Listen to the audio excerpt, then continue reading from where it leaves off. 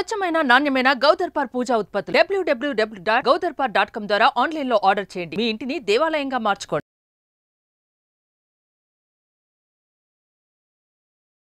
నమస్తే, welcome to Suman TV. నేను మీ యామ్ని. ప్రస్తుతం మనతో ఉన్నారు ప్రముఖ ఆధ్యాత్మికవేత్త, ప్రముఖ జ్యోతిష వాస్తు పండితులు డాక్టర్ గుండపుడి శివసుధీర్ శర్మ గారు ఉన్నారు.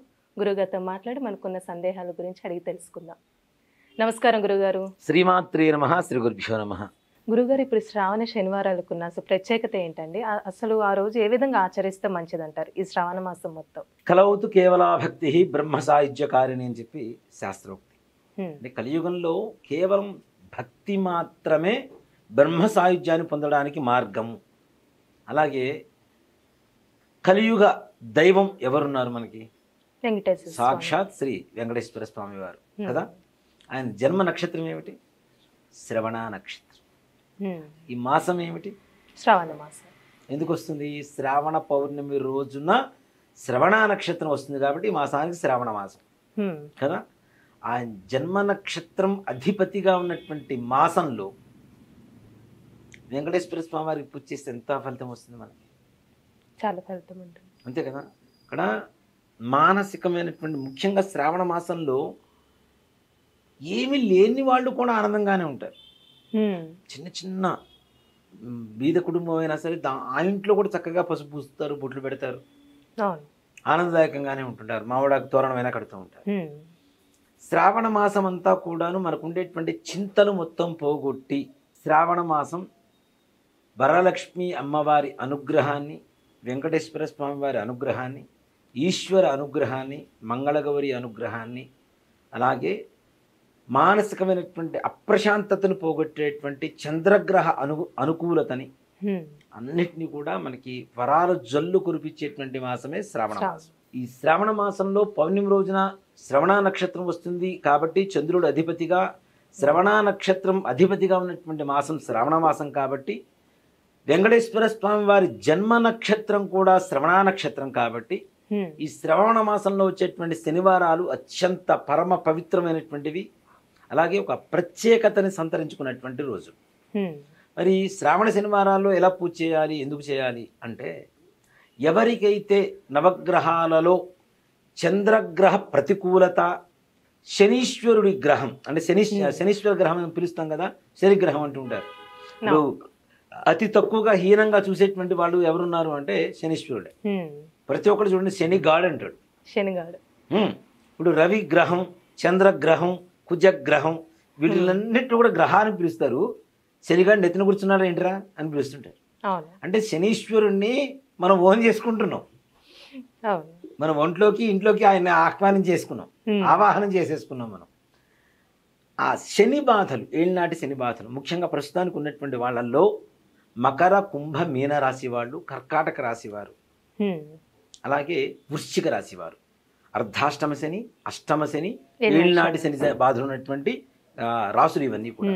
ఇలాంటి వాళ్ళకి చాలా విశేషమైనటువంటి, అంటే వాళ్ళ కష్టాలు తీర్చేటువంటి విశేషమైనటువంటి ఒక వ్రతమే ఈ శ్రావణ శనివారాల్లో చేసేటువంటి 7 శనివారాల వెంకటేశ్వర స్వామి వారి వ్రతం. అంటే వ్రత విధానం అసలు ఏ విధంగా ఉంటుందండి? ఈ మనకి తిరుపతిలో ఎన్ని కొండలు ఉంటాయి? 7 కొండలు కాబట్టి 7 శనివారాలు. ముఖ్యంగా ఒకటి శ్రావణ మాసంలో ఇందాక మనం చెప్పుకున్న వెంకటేశ్వర స్వామి వారి జన్మ నక్షత్రం కాబట్టి శ్రావణ శనివారం 7 శనివారాల వ్రతం శ్రావణ మాసంలో మొట్టమొదటి మాసంలో ప్రారంభించుకుంటే, మొదటి వారంలో ప్రారంభించుకుంటే మనకి ఆటోమేటిక్గా భాద్రపద శుద్ధ పౌర్ణమి రోజుకి దాదాపు 7 వారాలు పూర్తవుతాయి. దీంట్లో ఒక పరమార్థం చూడండి. ఇక్కడ మానసికమైనటువంటి బాధలు పోగొట్టేటువంటి మాసం శ్రావణ మాసం. చంద్రుడు అధిపతిగా ఉంటున్నాడు. ఉత్తరాభాద్ర నక్షత్రం అధిపతిగా ఉండేటువంటిదే భాద్రపద మాసం. ఉత్తరాభాద్ర నక్షత్రాధిపతి ఎవరు? శనీశ్వరుడు. శని బాధలు, ఇందాక మనం ఏం చెప్పాం, శని బాధలు, చంద్రగ్రహ బాధలు పోవడానికి కోసం ముఖ్యంగా ఈ వ్రతం చేస్తామని చెబుతాం. ఉత్తరాభాద్ర నక్షత్రం చివరి రోజున వస్తుంది కాబట్టి శనివారం రోజున వస్తుంది. ఆ పౌర్ణమి రోజుకి దాదాపుగా ఉత్తరాభాద్ర, పూర్వభాద్ర నక్షత్రాలు ఉంటాయి కాబట్టి ఆ శనీశ్వరుడి బాధ నుంచి శాశ్వతమైనటువంటి విముక్తి కలగడానికి వ్రతం చేస్తూ ఉంటారు ఈ శ్రావణ శనివారాల వ్రతం.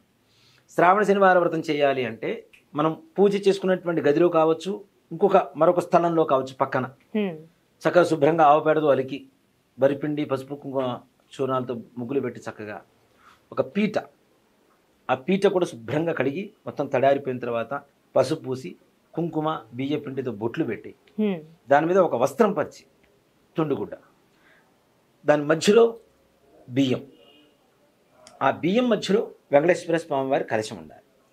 ఈ కలశం ఎలా ఉండాలి?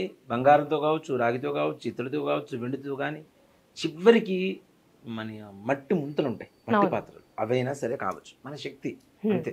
భగవంతుడు కొండంత దేవుడు కొండంత పత్రి తీసుకురాలేం కాబట్టి చిన్న ముంత అయినా పెట్టుకొని దాంట్లో కొద్దిగా నీళ్లు పోసుకొని దాన్ని కూడా శుభ్రంగా చుట్టూ పసుపు కుంకుమ పూసుకొని వెంకటేశ్వర స్వామి వారి తిరునామం అంటాం కదా, నామం పెడతాం కదా, అలా నామం పెట్టి కొబ్బరికాయ కూడా శుభ్రంగా పీచు మొత్తం చుట్టూ ఉండేటువంటి ఆ రజనంతా కూడా మొత్తం శుభ్రంగా తీసేసి దాన్ని కూడా పసుపు పూసి అక్కడ కూడా నామం ధరించి ఒక బ్లౌజ్ ప్లీజ్ మనకి ఏదైతే రవిగా వస్త్రం ఉంటుందో ఆ వస్త్రాన్ని చక్కగా ఫోల్డ్ చేసేసుకుని మడత పెట్టేసుకొని త్రికోణంలో స్వామివారి కొబ్బరికాయ మీద పెట్టేసి దానికి కూడా బొట్టు పెట్టేసి వెనక ఈ కలశం వెనక వెంకటేశ్వర స్వామివారి పటం ఉండాలి.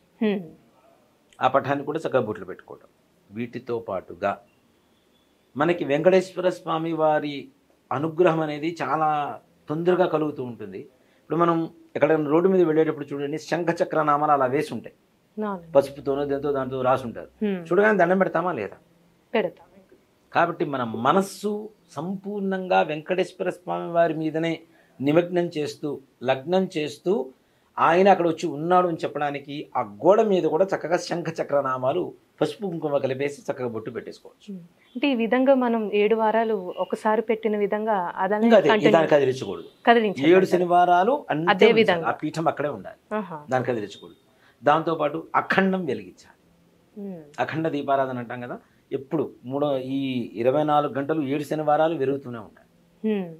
దాన్ని కూడా మట్టి ముక్కులు తెచ్చుకోవడం, చక్కగా శుభ్రంగా కడుక్కోవడం, చుట్టూ పసుపు పూసేసి గంధం పూసి బొట్లు పెట్టుకోవడం, 2 ముక్కులు ఒకదాని మీద ఒకటి పెట్టేసుకోవడం. ఒక విస్తరాకు తెచ్చుకొని విస్తరాకులో వడ్లు పోసి వడ్ల మధ్యలో ఈ మట్టి ముక్కులు పెట్టి నువ్వుల నూనె కావచ్చు, ఆవు నెయ్యి కావచ్చు, మన శక్తి కొలది. ఇంకా 7 వారాలు దీక్షలానే ఉండాలి తప్పనిసరిగా. ఈ 7 శనివారాలు ఈ అఖండం పెరుగుతూనే ఉండాలి. అందుకని అఖండం ఒత్తులు 2-3 ముందుగానే వేసుకుని నూనె వేసుకుని తడుపు పెట్టుకుంటే ఒకటి కొండెక్కే సమయానికి ఇంకోటి చక్కగా వెలిగించుకోవచ్చు మనం. అలా అఖండం దీపారాధన చేసుకోవాలి. బ్రాహ్మణ్ణి పిలిపించుకొని విఘ్నేశ్వర పూజ చేసి చక్కగా నవగ్రహ మండపారాధనతో సహా శ్రీ అలివేలు మంగా సమేత శ్రీ వెంకటేశ్వర స్వామి వారిని ఆవాహన చేసుకొని వ్రత కథ వ్రత కథ చదువుకొని అక్షతలు శిరస్సును దాచుకోవడం, ప్రతినిత్యం పూజ చేస్తూ ఉండాలి. ప్రతి శనివారం వ్రతం కథ ఇవన్నీ కూడా చేసుకుంటాం. ఇప్పుడు లాస్ట్ వారం ఏమైనా ప్రత్యేకంగా చేయాలంటే 7వ వారం ఇంకా అవకాశం ఉంటే భగవన్నామ సంకీర్తన, భగవన్నామ స్మరణ వేరు, సంకీర్తన వేరు. సంకీర్తన అంటే సంగీతం. చక్కగా ఏదైనా నామస్మరణ కావచ్చు, ఏదైనా భజన కావచ్చు, సంకీర్తన కావచ్చు.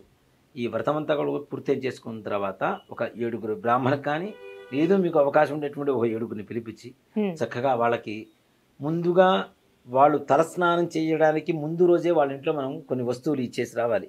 కుంకుడుకాయలు పెట్టుకోవడానికి, బ్రాహ్మణికి నూనె ఇవన్నీ కూడా ఇచ్చేసి రావాలి. బొట్టు కట్టుకోవడానికి వస్త్రం కూడా ఇచ్చేసి వస్తే వాళ్ళు మొత్తం కట్టుకొని స్నానం చేసి కట్టుకొని వస్తారు. వచ్చిన తర్వాత చక్కగా వారికి పాద పూజ చేసి వారికి భోజనం పెట్టడం. భోజనం పెట్టే అవకాశం లేదంటే స్వయం పాకం ఇవ్వడం. 7 సప్త మహర్షుల అనుగ్రహం తప్పనిసరి కలుగుతుంది. 7 అంటే సప్త మహర్షులు కదా, ఈ సప్త మహర్షుల అనుగ్రహం తప్పనిసరి కలుగుతుంది. ఋషి వాక్కు అంటాం మనం. ఋషి వాక్కు అంటే పొరపాటును కూడా పొల్లుపోదు, వాళ్ళు ఇచ్చితే జరగాల్సింది కదా. వాళ్ళు మనస్ఫూర్తిగా ఏదైతే మిమ్మల్ని ఆశీర్వదిస్తున్నారో ఆ ఆశీర్వచనాలు ఖచ్చితంగా నిజమవుతాయి ఈ 7 శనివారాల వ్రతం చేయడం ద్వారా.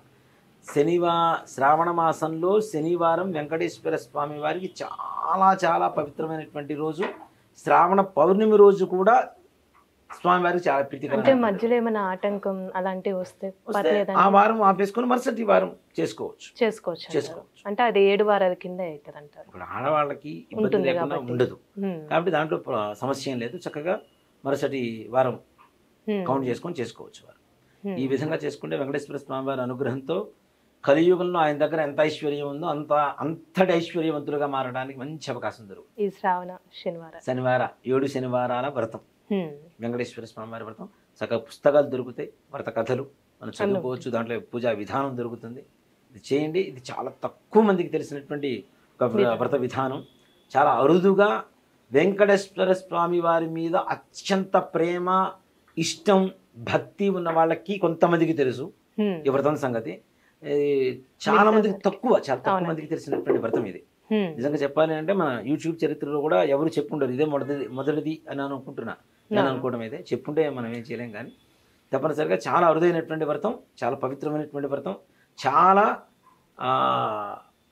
పటిష్టమైనటువంటి, తొందరగా భగవంతుడు మన చెంత చేరి మనల్ని అనుగ్రహించేటువంటి ఒక విధానం. ఈ విధంగా చాలా చక్కగా తెలియజేస్తారండి. ధన్యవాదాలు. శ్రీమాత్రే నమః. శ్రీ గురుభ్యో నమః. సుమన్ టీవీలో మీ పర్సనల్ అండ్ బిజినెస్ ప్రమోషన్స్ కోసం కింది నెంబర్కి కాంటాక్ట్ చేయండి.